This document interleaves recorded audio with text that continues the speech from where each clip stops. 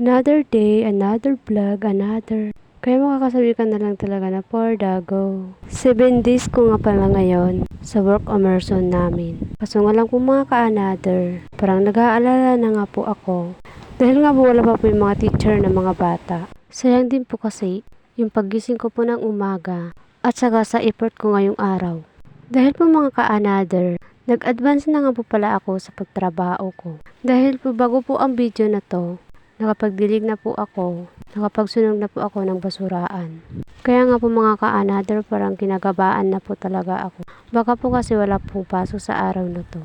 Habang naghihintay nga po pala yung mga bata sa teacher nila, naglalaro nga po sila ng tagu-taguan. Pero gamit po nila yung lata. Sa sobrang boring ko na nga po mga ka-another, naisipan ko po talaga mag-video ngayon. Kahit maiksi lang po yung video ko. Basta po makapag-video ako sa araw na to. Dito nga mga ka-another, gustong-gustong ko na po talaga magwalis. Kaso nga lang po yung walis namin ay nasa loob po ng classroom. Kaya ang hirap po magsimula. Pero yung mga gawain po sa labas ay natapos ko na po. Kung napapaisip po kayo o napapatanong po kung bakit kunti namin ngayon, totoo po yun mga ka-another, kunti lang po kami ngayon. Dahil nga papasok po ngayon ay yung kinder at grade 1 lang po. Yung grade 2 po hanggang grade 6, wala po silang pasok. Kaya siguro mga ka-another medyo nakakaboring din po dito sa school. Yung iba pong mga bata ay nangahoy na po mga ka-another sa kakaintay ng kanilang guro. Habang nag-iintay nga po ako mga ka-another, dito nga po sa daan na to ako nakatanaw. Dalawang daan na po na to. Dahil nga po dyan makikita kung nandyan na po yung chair namin. Dahil nga po sa wala pa po yung mga teacher, lahat po ng room ay nakasarado. Ito nga po pala yung room ng pre-elim at grade 1. Nagkamali nga po pala ako doon sa una kanina. Akala ko nga po pala ay kinder.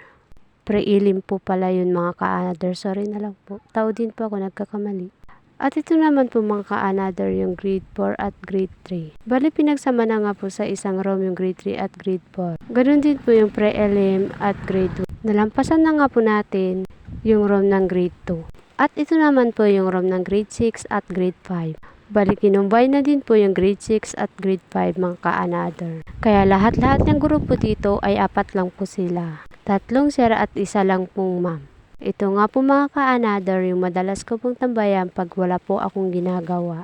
Pero mga ka-another, parang hindi pa ako nagkawagpahinga ng mahaba-haba dahil nga po tuloy-tuloy po ang aking trabaho. Masipag lang nga po pala ako dito sa school. Pero sa bahay namin, agay, sobrang tamadang babae. Dito nga po mga ka-another, dumating na po yung teacher kaya sabi niya wala po kaming pasok.